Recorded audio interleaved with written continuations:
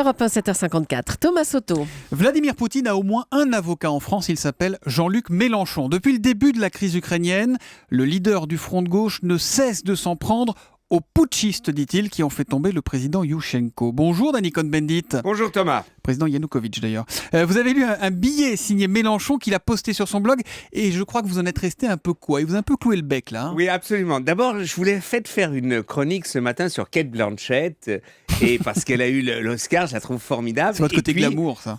Oui, c'est un grand amour et puis surtout elle incarnait Bob Dylan dans le film I'm Not There et je voulais rappeler tout ça. Bref, oublions, parce que j'ai lu Jean-Luc Mélenchon. L'Ukraine, cette fois-ci, c'est un putsch. Il s'agit de valider un coup de force dont l'unique contenu est l'hostilité à la Russie.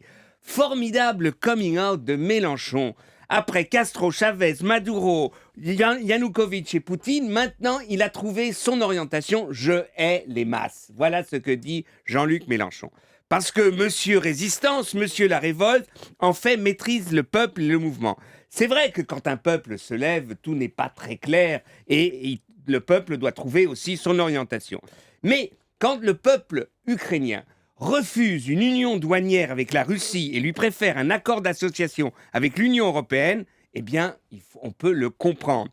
Parce que on n'est pas anti-russe, ou alors oui, c'est vrai qu'on est anti-russe. Par exemple, quand le peuple critique Yanukovych qui a viré des millions pour sa famille et pour lui en Suisse, eh bien, il fait la même chose que les Russes, que Poutine et tout sa clique autour de lui. Donc, si on critique Yanukovych pour avoir fait ça, on critique les Russes. Donc, on peut être anti-russe quand on est ukrainien. Mais oui. Pourquoi il va par là, selon vous, Mélenchon ? Pourquoi il se fait l'avocat des causes indéfendables ? Vous savez, je dirais une chose méchante. Une fois trotskiste, toujours trotskiste. Vous savez, il faisait partie de la secte la plus débile, l'OCI.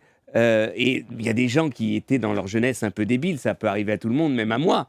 Mais lui, il n'a pas changé. Voilà, il est resté dans la même structure mentale d'expliquer tous. Et puis il est très désagréable. Vous savez l'histoire de Périgueux, du Front de gauche, oui. Où le parti du Front de gauche exclut une tête de liste pour les municipales. Parce qu'il avait pris un verre avec un élu UMP. Un copain de 30 ans qui est candidat à l'UMP. Vous vous rendez compte ? On n'a pas à boire un coup avec l'ennemi de classe. Voilà. Et pour lui, vous savez, Mélenchon, il soutient le Parti communiste chinois contre le Tibet. Parce que Mélenchon, il a une vision autoritaire de la vie et de la politique. Ça donnerait quoi, selon vous, Mélenchon au pouvoir, alors ? C'est pas un démocrate, Mélenchon ? Non, il est scotché dans les années 30. Il est scotché dans les années 30 et Mélenchon au pouvoir, c'est pas la peine d'y penser, il n'y arrivera jamais. Ouais. Mais Mélenchon au pouvoir, il mettrait tous les Mélenchons en tôle.